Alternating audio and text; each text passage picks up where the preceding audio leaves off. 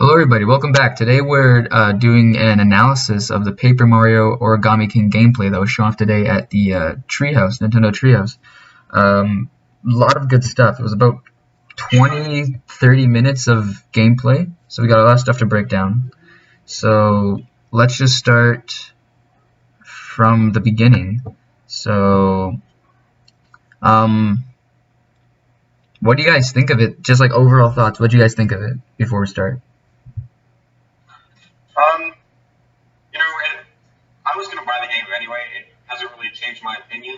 I would imagine that people who thought they weren't going to buy the game at the beginning also didn't have their opinions changed. I was still happy to see some gameplay though. Yeah. What about you, Simon? For me, I feel like it was cool to see some gameplay that we hadn't seen before. But I feel like it's not as hype, especially just because the game comes out in a week anyway.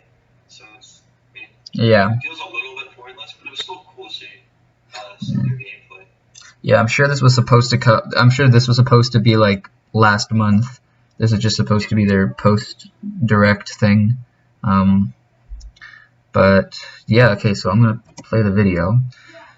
Okay, so Mario is... Okay, so one thing I noticed is just how many flowers there are in this area. Because in my last video I did talking about the gameplay, I was saying how they fixed that they did from Color Splash because there wasn't as many places to get confetti from, so you had to go get battles if you wanted to speed that up. What worries me is look how much flowers there are in this area. Like, is it just going to be Color Splash again? Yeah, what do you guys think? There's not much incentive for battles at all. I mean, I still think the ring mechanic's fun, and that would be enough incentive for me just to experience that in the early game, but I don't know about the late game at all. Yeah. Well, I remember someone saying, treat it more like a traditional Mario game where, you know, you don't want to go for battles. They're actually, if you think of them more of like an obstacle instead of, you know, something you want to actually fight, it kind of makes it better, which I guess is... Yeah, that's an interesting point of view. But I mean, if we're even looking at this first area, right? There's like 1-2 Goombas that are very easily avoidable. I mean, it's not a challenge per se. Well, this is like the very beginning of the game, pretty much. Yeah, fair enough. And they made exploration. What do you guys think of exploration? What do you guys think of like filling in these empty holes or the different puzzles we see? What do you guys think of that? I think the areas are really attractive and pretty to look at with all the paper and papercraft kind of aesthetic going on.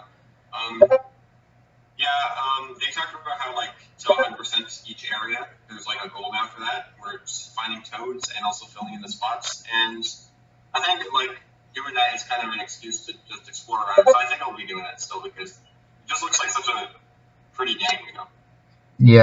Yeah, no, they did a good job making this game look fun to explore. So even if you're not going to be going out of your way to do battles that aren't mandatory, you're still going to have fun exploring the area. I think they did a really good job with that. Another thing I noticed is that they weren't kidding when they said there's a lot of toads. There are toads everywhere. Yeah. Like, I was surprised. They did something and then just got like 5 toads out of it. Yeah. My worry is that they're just going to spam you with toads. I'm hoping still at least some of them are like kind of hidden and like fun to find because a lot of them are just kind of right there and you don't really have to miss it. Well, one of them was actually kind of interesting. Something you'd probably miss if I didn't watch this. It was when he goes over to like where those rocks are, like the Vellumental place, and then he goes up on the box to the right of it on like those things. I don't know, and he uses like the arc. Yeah, and he breaks the thing. Yeah, that was cool. Yeah. See, that was cool. I like that because, like, I'll be honest, if I was just playing this for my first time, I wouldn't have thought to go over there. I would have just been like, okay, that's just like a statue or something, whatever. So that's cool. The problem I have it with, though, is when you actually solve that puzzle, or figure it out, you get so many toads for it. Yeah. You get a ton of toads. Yeah, I'll count them right now. Hold on. 1, 2, 3, 4, 5, 6, 7. Oh my god, that's well over 10. That's a lot. So I don't know. Yeah, it doesn't feel like a toad puzzle. It feels more more like a 2 or 3 toad puzzle maybe. Yeah. Do you think that can be a problem? Do you think maybe the toads is just not going to feel rewarding at some point? Yeah, I'm a little bit concerned about that. I mean, it's still. I feel like it'll still be fun to find all these puzzles and stuff. But I mean, they advertise it as like there's gonna be a whole bunch of toads, right? Yeah. I mean, if a bunch of them are grouped up like that, that's 10 toads. And if we initially assume that each one would be like found individually, that's like 10 fives meshed into one. Yeah. Yeah, I don't know. I don't know how I feel about it. Some of them, like, even if they are in the open, some of them are pretty creative. Like the butterfly one, where he filled in the hole. Cool. That was cool. Yeah. The dog. I know we saw the dog in the trailer, or something. We saw a dog somewhere else, but that's still pretty cool. How it was like shaped like an animal. But some, where I'll actually go to the gameplay if I can find it.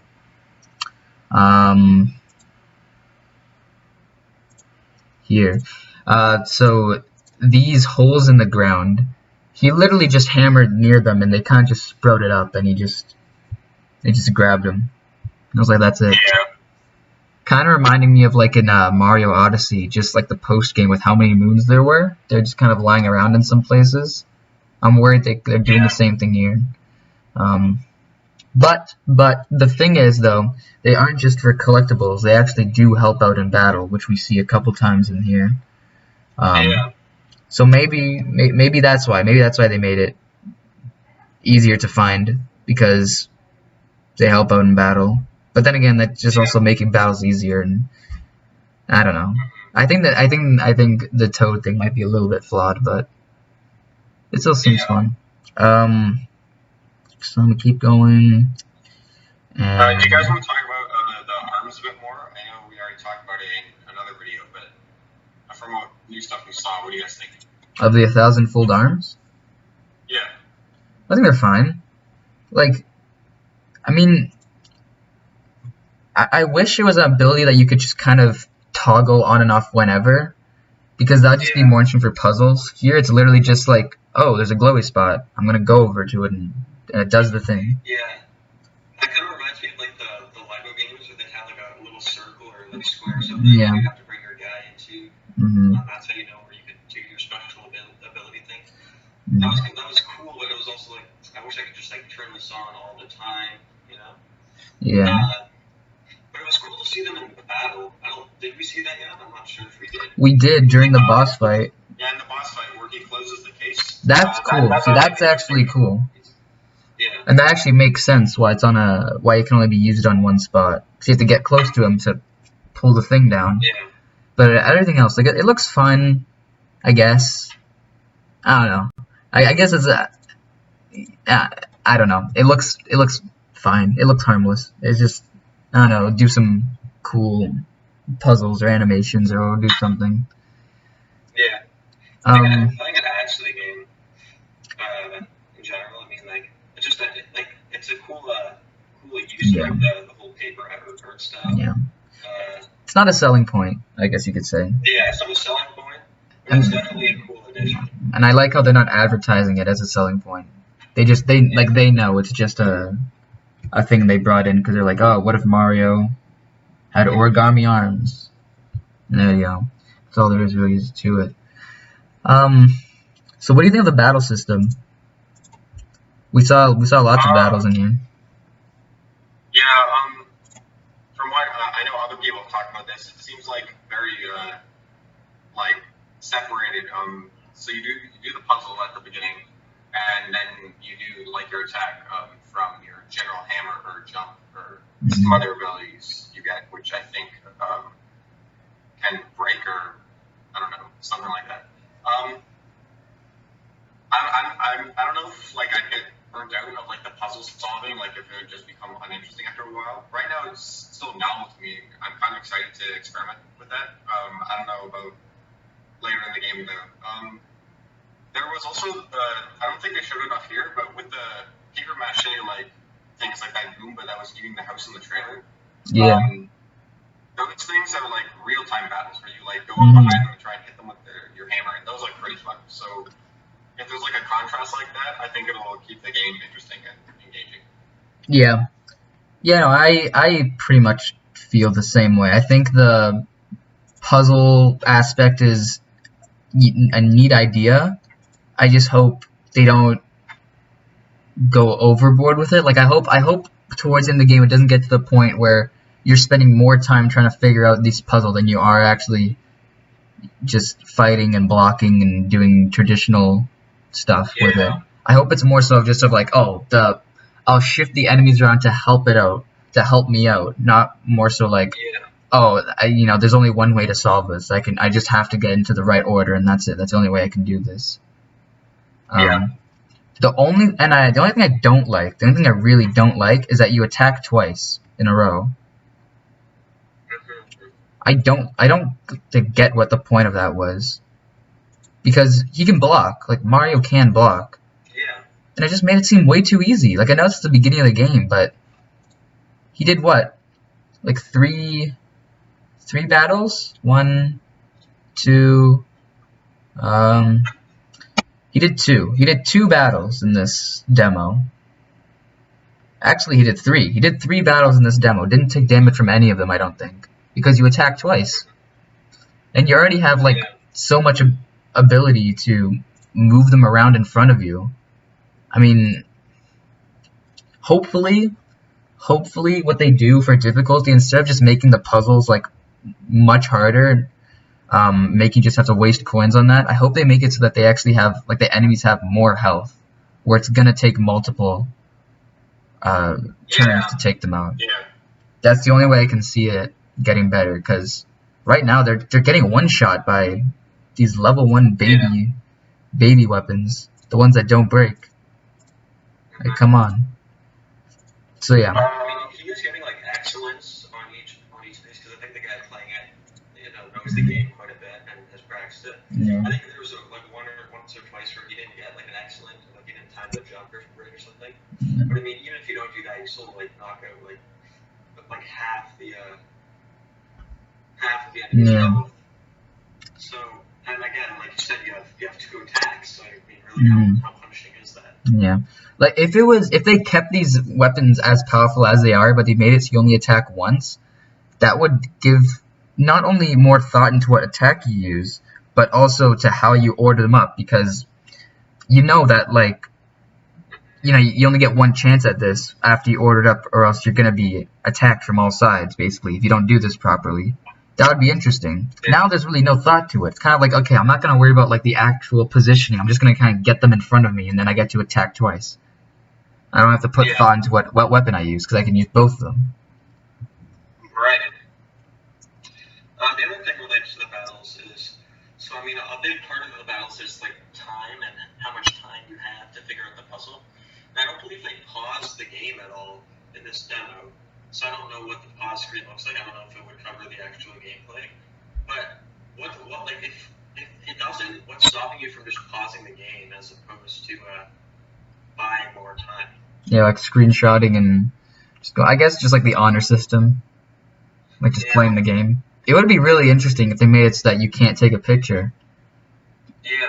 During battles. During battle, yeah. They did that. That would actually be very smart. I'd be very surprised if they did that, but in a good way.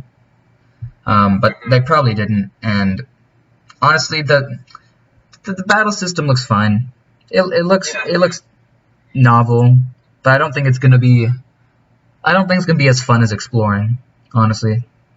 And I think Nintendo knows that. I think they know that Paper Mario exploration is just more interesting than the turn-based combat. The real selling point of the game. Yeah. Because I'm so excited to explore these areas. Like when he goes to the second area, where like the red streamer kind of concludes, and you have to climb up that mountain thing. Like that looks fun to explore. Yeah. There's a whole bunch of different. Yeah, it looks really cool. So what's that way? I want to check that out.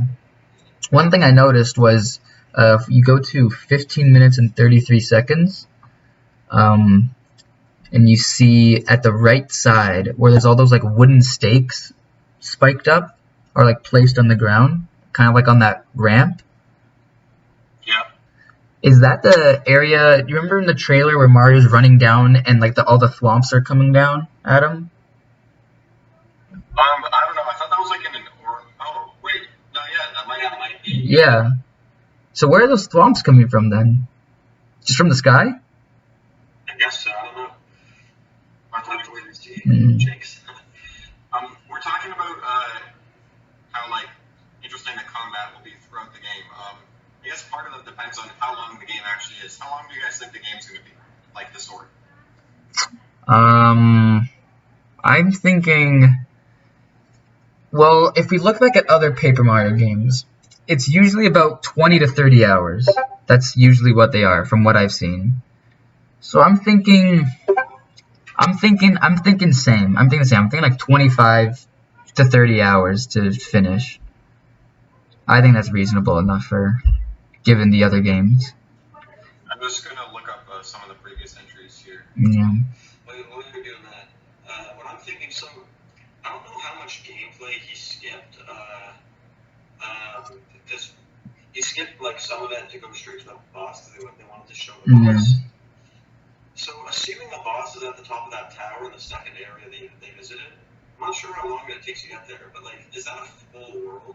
That seems really short. No. There's definitely stuff before this because, what was I talking about?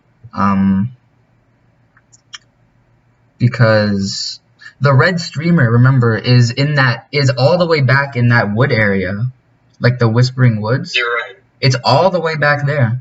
And in that area, that's where you see the clip with the dancing trees and they sing and then it sprouts up. That's the red ribbon area too. So you go from there, you go in the woods, and then you climb up this huge tree, I'm guessing, and then you end up in the first area that they showed here. I'm guessing. Yeah. Because this looks like to be a mountainous area. In that case, yeah, I'd hope to say 20 to 30 hours too. I mean, it also just depends how many enemies you battle as well. I guess. Like, if you're rushing through, obviously it's going to be quite a bit shorter. Yeah, that's a thing. I feel like this game can easily be rushed through. Yeah. It's still going to be like, I think, 15 hours minimum, even if you just rush through battles. I'm hoping it's at least 15 hours. Yeah. I just looked it up on like howlongtobeat.com. They said for Color Flash, it was like basically exactly 30 hours for just like a regular playthrough, not really going for extras. So if it matches that, I'd be very happy. I'd be very happy. 30 hours is good. No, I think it's going to be a decently long game. But I'm not expecting like crazy length. I was thinking about like the writing in this game, especially that Monty Mole scene. That was pretty funny. Haggling down characters in video games is not a new thing. What do you guys think of the writing so far from what you've seen? I think the jokes, some of the jokes I've seen have actually made me laugh out loud. Like there's one where you save a toad, and he's just like, "Thanks, I have amnesia." Like that's all he says, and I was like, "All right." And then the one where the Goombas are like, "Oh, we're taking an L, boys. We're getting saved by Mario." I'm like, "Okay." And then it's not here, but there's another clip I saw with Bobby and Olivia. Some joke they have between them. I thought that was pretty funny too. So I think the humor's there. What I want to know is, do you guys think there's actually going to be like depth to this story?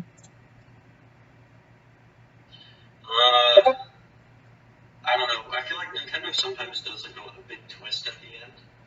And like, even if it's just like an extra phase of a boss battle, like I think they'll have that for sure. I mean, generally with Mario games, especially like the new Paper Marios, I mean, like what you see is what you get in terms of story.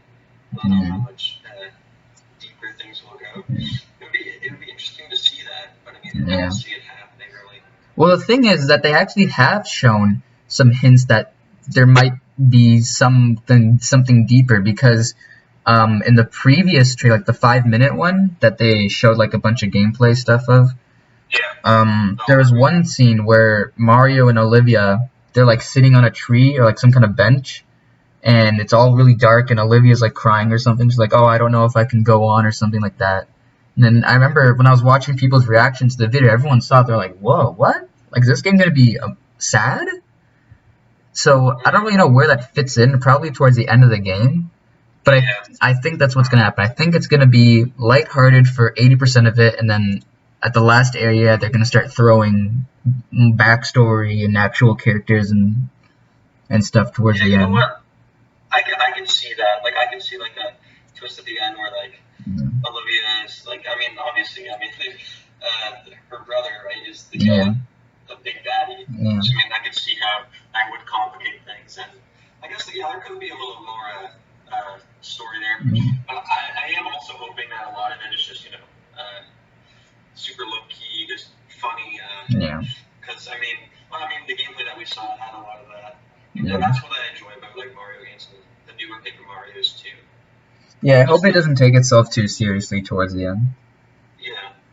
Yeah. I mean, we're right on a paper even, so. Yeah. I just hope it's a little bit deeper than Color Splash. That one, wasn't super like interesting as a story. Like, there's lots of interesting events and characters. Even if they're all toads, they still have like kind of different personalities, like in the kitchen and the pyro ship or whatever. If it's like a little more interesting than that, I think I'll be happy considering what this game's trying to do. Yeah, I just think it's interesting that like they bring in the brother-sister dynamic with King Ollie and Olivia, and they like made sure you understood they were related. Like in the website they talk about it, in the trailers they talk about it. So who knows? Maybe there will actually be something with that. And another thing I want to know. One of like my last main points, I guess, that I took away from this is towards the beginning, when we see Mario and Bowser, kind of in the clown card, and they're trying to escape, and then they get knocked out. So Mario and Olivia fall into the Whispering Woods. Where do you think Bowser went? Where do you think Bowser goes? Because he goes in a completely opposite direction. I don't know. Actually, something I'm a little worried about, because in Color Splash, the bad guy was just Bowser, and obviously we have King Ollie now, but I hope they don't like pull out, oh, Bowser is mind controlled now and he's the final boss. Like, I feel like they're gonna do that. Because they've done that before, and it's just it's kind of lame. Like, I'd rather like a unique, original boss. Well, also, maybe not, because in the first trailer, towards the like at the very last section of the first trailer, he's there, on the mountain. So maybe you meet back up with him when you go to his castle with Kamek, which we saw earlier too, in that sky area. It's just interesting because like it's really cool that you're with Bowser for this dungeon part at the beginning, and then he just kind of flies away, and I'm guessing you're not going to see him for a while, which is interesting. Right. So, do you guys have anything to say on the boss fights? Yeah, I was just about to ask. What do you guys think of the boss fights? The boss fight they showed in terms of like the puzzle aspects of the battle, that was really interesting. I didn't look at it too carefully, but I'm hoping there's multiple solutions to the boss battles, because it seemed like there's a bunch of different things that you could even collect during the boss battles, like health upgrades. There's like a letter with like a question mark on it. I'm not sure what that was. That looks really intriguing to me.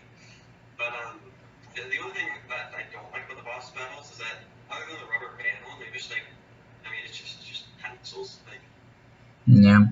I think they actually did a pretty good job, at least with this one, of giving it personality, dare I say.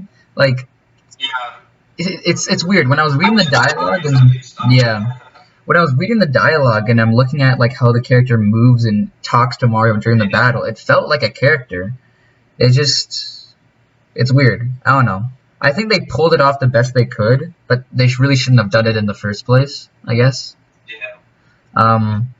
And about the multiple solutions, I think there actually will be multiple solutions, because There's more than one area, like one of those circles where you can use the 1,000-fold arms. There's 2 of them that I'm looking at right now. So maybe there are multiple things, which is cool. That'll be cool. I like the idea of like having to travel around like the circle, like a maze, and then trying to reach the boss. It's just another thing. Like that seems really fun, but also the bosses are nothing like the regular combats, so then there's no incentive to battle like even more. For example, if like it doesn't matter if you do 1 battle or 10, you're equally prepared for the boss because it's nothing like the regular battles. Right. The only, I guess, because when you actually go in for the attack, Mario does actually bring up his weapon list. So maybe, like, grinding battles to get coins, you can buy better items so then you can do more damage to the boss. Maybe. That's kind of stretching it. Yeah, we don't really know how the structure of like coins and confetti. Yeah, we don't know really anything about the breakable weapons, besides the breakable. We don't really know much about like how much they cost or whatnot. If they cost a lot, then that's a game changer. If those like items cost a lot, then you're gonna have to grind battles because that's the only way you get coins really. Except for like the question blocks maybe, but he didn't really like bump those. We don't really know if you get coins from that. And do you get coins from the confetti areas, like making them whole again? I think you do. Yeah. You do.